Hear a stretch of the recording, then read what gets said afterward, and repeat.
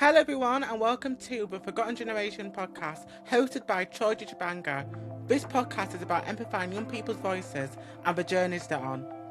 I am joined in this episode by Jayden, who is a youth advocate. Would you like to introduce yourself to everyone? Hello, my name is Jayden Stokes. I do a lot of things. Currently, I'm studying politics and social policy at the University of Birmingham, and I'm also a youth ambassador to the Attorney General's office. Oh, that's incredible, and it's so good to have you on today's episode. And so the first question is, what is your youth voice journey and your social action? Thank you, Troy, for having me today. Really looking forward to talking about all things youth action. So I'm part of the Scouts. You might see in the background there. There's something we call neckerchiefs that are part of our uniform. So I've been in the Scouts since I was probably 5.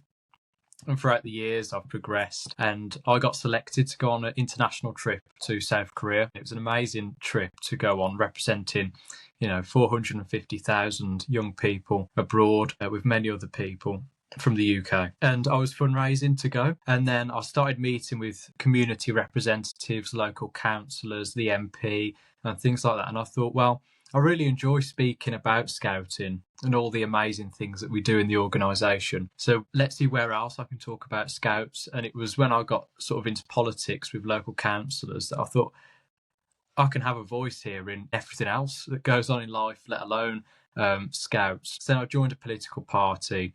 And then through that, I got into sort of activism and advocacy. And I found my niche for youth voice and making sure that people like me and you and all the other young people across the country have legitimate voice to make change. So that's sort of where things have started. And now I'm at a point where I'm an ambassador to the Attorney General's office. I help with public affairs with the Scouts, and I'm on the podcast for you today. And so, yeah, that's my journey so far. And I'm looking forward as well to other opportunities coming up in the future, wherever they may be. I love that. And you've kind of done lots of incredible things, and I love how you have done as Scouts as well. And has that actually kind of like helped you like shape up activism? Has it give you skills that you didn't even know that you had? Yeah, definitely. I mean, the reason I got involved in Scouts is because I've got no siblings, and my mum wanted me to have more friends and to socialise outside of school. So I started Scouts to boost my confidence, be more of a sociable person, a bit more of an extrovert,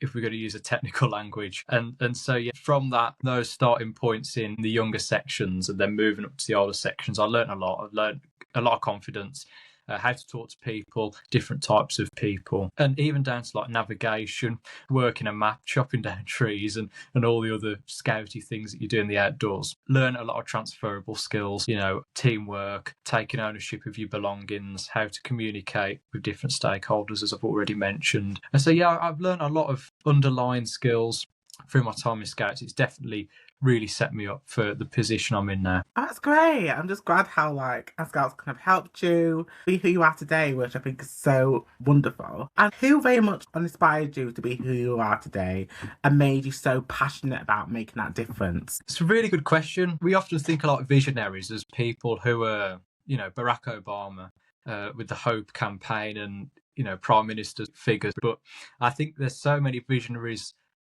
who are in the background in life. And for me, the visionaries are like my head of sixth form. His politics are very similar to mine. So he often encouraged me to go away and do things outside of school in the political environment, to make those connections, to go to those door knocking sessions and things like that and get out there, building up my confidence and communication skills, speaking to voters. And so my head of sixth form definitely is one of my inspirations, because he really had my support, never criticised me, and that was really helpful. And then in the Scouts as well, one of my Scout leaders, Paul, he was also very supportive and was pushing me into the right directions. And so, yeah, I'm grateful for him as well. He was a really instrumental part into getting involved into Scouting more broadly. And then overall, my mum as well.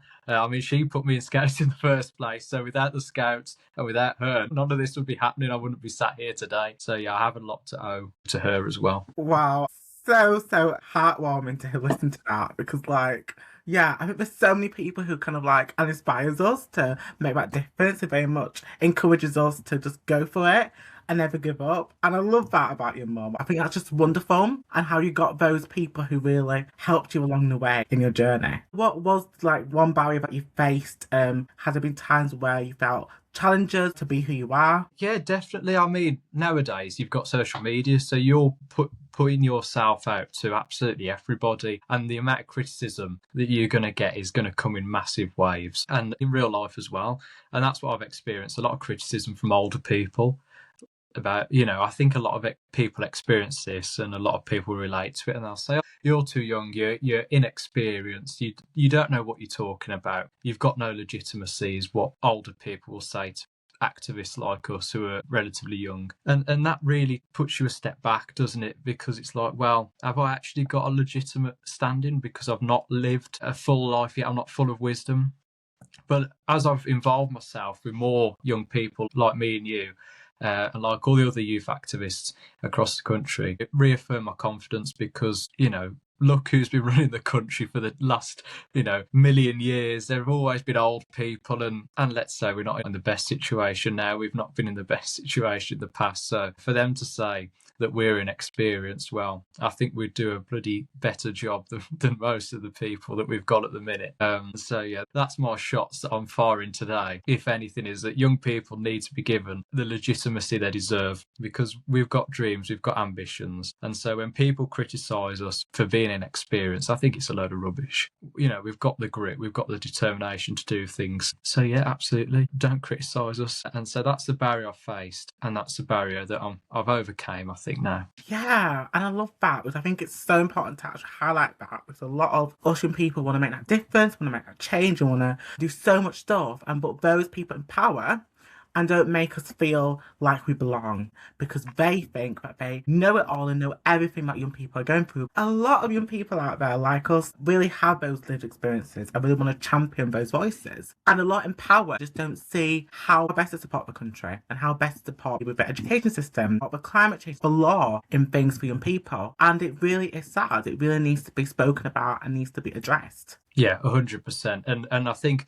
being a youth ambassador and these schemes that companies, organisations, charities run, like the Attorney General's office, like I will, they're just so important. Because when I was there last week, we were in London last week, we went to a reception at the Law Society, and we engaged with a load of different people from different sectors, and they learned more from us than we've learned from people like them ever, really, about the priorities of young people, where the public views are on rule of law. And obviously you'll probably be able to relate in your area of work, when you've engaged with older people or older professionals, you end up teaching them more than what they can teach you. So yeah, I think it's really important that we are given the platform and given the opportunity to be listened to and to speak. Absolutely. And I get exactly where you're coming from with that one, because I know what places I have had to and go to those decision makers to really advocate for my voice, but other people's voices in issues that we care about. And that brings me to, what are the three issues that you think young people are facing right now in the community, and what do you want decision makers and professionals to do more better? It's important, our voice. So I think that broad legitimacy question that I spoke about, it was like we need to be given a legitimate platform, and we need to be valued in various forms.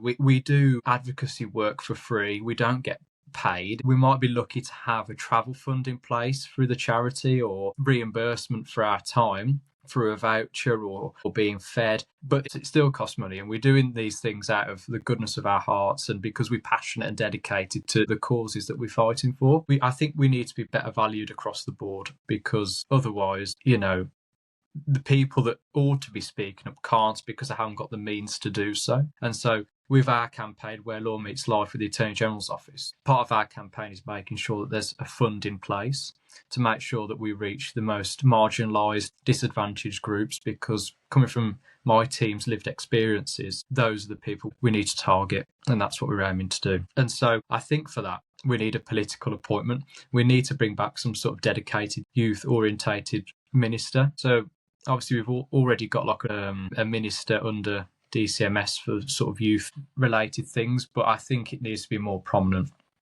because at the end of the day, we're 20% of the population, but we're 100% of the future. And so we need to be advocated for at the very top levels of government. And then the second barrier, I think, is that there's too much choice. I mean, I don't know about you, but I do love a good scroll on TikTok for a bit of quick dopamine. It's a bad habit, but I'm guilty and I'm honest about it. So there we are.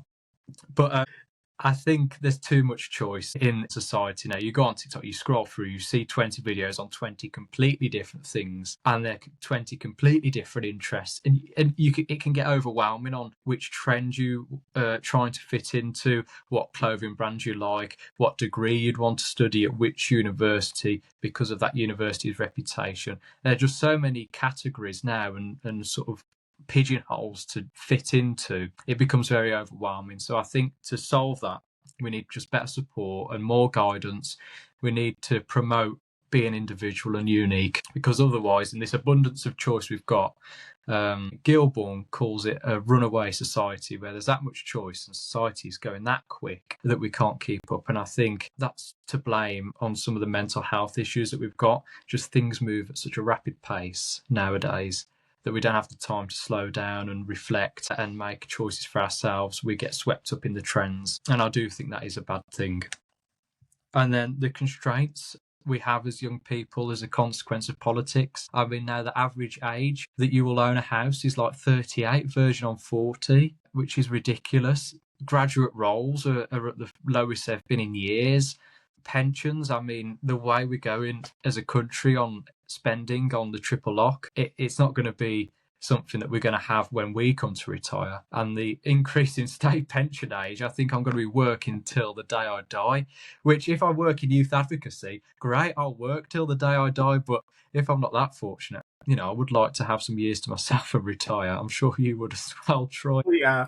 They're the three issues to me that are the most important. And I think through my advocacy work and working with such a wide range of people, I'm hearing about I Will, My Life, My Say, Shout at UK, the Scouts, the Attorney General's Youth Ambassador Programme, the group of young people that did the consultation on social media, all these different organisations doing all these different things. And yet we're also apart and we don't really know what each of us are doing. And I think another thing that I'd be keen to work on is to try and bring everyone together. And so we're all centred around one key aim, which is to enhance the voice of young people. So that's something I'm really passionate about as well. So yeah, they're my three barriers that we all need to overcome. Those are very much barriers, I'll tell you as well, linking to that. Obviously with the pensions and just like social media and just like the trends and just, yeah, I think everyone should be unique into what they do. And we shouldn't compare. We all should be unique and we all should be, making sure that social media is more safe and not too dangerous, as that's been 100%. talked about a lot around the news about how social media is not a good thing for young people. But actually there is some positives in social media. It's just trying to educate those professionals and those adults that actually young people can be safe on, like on the internet, as long as the people on there are good, as long as it's not with bad stuff in there. Yeah, definitely. I think it would be impossible to do an outright ban. It'd be a big logistical challenge. And really, it's the algorithm of the app that is the problem. It's because it gets people into a bad habit and gets people hooked. And then that leads to the pattern of algorithm leads to radicalisation of young people. And that's what the root cause of most of these problems are. People can't give themselves a break from it because of how the app is made, how the software is made. And so, yeah, I think it's a big problem. And while I've got the platform today, I want to commend everybody that's working on that strategy at the moment. Yeah, it's really important work. Absolutely, very, very important work. And I also loved how you talked about our community as well and how to get young people to be, and together. And I think sometimes, and in the society, we kind of don't know what everyone's doing. We do different stuff, but some of our stuff is all kind of similar sometimes, links together. Yeah. And champion those voices together instead of all separate. Yeah. I mean, I had the opportunity last Monday to the House of Lords for an event for the launch of the public legal education principles that the Attorney General and the team's been working on. And obviously us ambassadors were there. We were sort of the youth representation. And then a young lady from My Life, My Say was there as well. I think her name was Lois.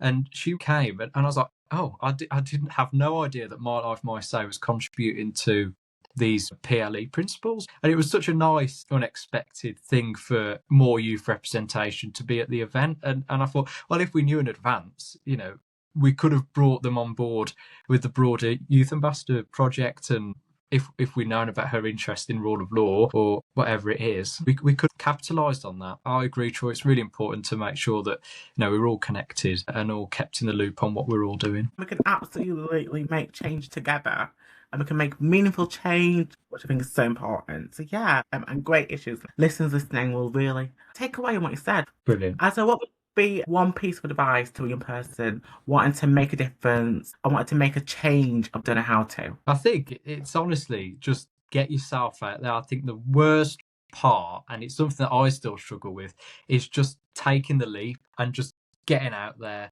Post that video that you want to, that you've been thinking about, send that DM to that youth ambassador or that organisation to see if there's anything going for you. Just pop your head out of the trenches and just give it a go, because I know it's scary because of the criticism you get. I mean, my own friends often take the mick and have a laugh with me about what I do. But if you don't do it, who else is going to do it? If you don't make a start, nobody else is. You've got to be your own leader. You've got to be your own person. You've got to take the grip on the situation and just go with it. And, of course, people are going to criticise you. I've had criticism before from a load of people. But if one person can hear your message, relate to it, and feel better for hearing it, then you've won. I think you've definitely made an impact, no matter how big or how small. So just get yourself out there. I mean, recording reels for my Instagram page, as you'll probably know, Troy, and everybody else, you probably do about 20 takes of one video thinking, I didn't get that quite right. I stuttered over this word. And yeah, it's not the easiest, and it might not be the most polished, but it's a starting point. And so please do get yourself out there. I love that advice. And yeah, absolutely, make lots of reels, make those mistakes. Sometimes it doesn't need to be perfect. As long as you've got that message on what you want out there, then that's brilliant. It can be very much imperfect. So we saw imperfect reel. And I think there's so many times where I've posted things, you think, I need to make it perfect. I need to maybe make sure I don't say this and that. But actually, it's okay. Really about, taking the message out and what you want to say. So just, and express yourself and just try not to be afraid too much to just be yourself. Yeah, 100%. Definitely. So what would be a Forgotten Generation podcast quote and to sum up your journey and to finish this episode? I think it would be invest in people, your relationships, your connections, and your emotion. I think nowadays, as a young person, we're all encouraged to get your savings, get a part-time job, put all your money into a savings account for the future, spend this money, save that money, be tight with your money. It's all very financial driven. There's not much conversation now about, invest in people, make that friend, email that businessman, that businesswoman, make that connection. There's none of that anymore. And I think people lose sight through their focus on career or graduating university or on to the next thing, that they forget what really matters. And to me, it's people. So invest in people, send that email, send that DM. As I've said, just get yourself out there, because people are more important than money. Absolutely. And that's a great way to end this episode. So thank you so much, Jayden, for coming on today's episode and really talking about your journey, but of course your youth voice journey, and just being amazing. I really enjoyed listening to it today, and I'm sure the listeners have too. Thank you very much. You've been amazing. Thanks for listening to the podcast episode. This is a Beaver Change Media Network production. Please support the podcast by subscribing and rating the podcast. I'd love to hear what you like and what could be better for future episodes. If you want to find me, you can find me on Instagram and iwill.troy, and also on X, iwill_Troy. Tune in to next week's episode.